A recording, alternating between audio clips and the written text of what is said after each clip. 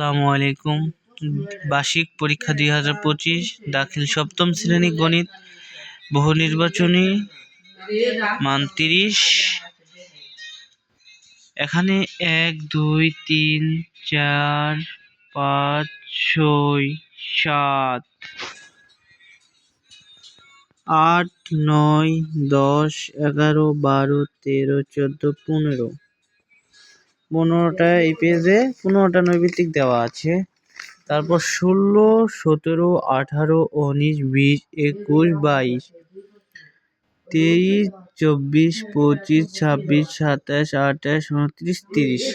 এখানে 30টা নৈমিত্তিক দেওয়া আছে। তারপরে সৃজনশীল প্রশ্ন ক বিভাগ পাটিগণিত।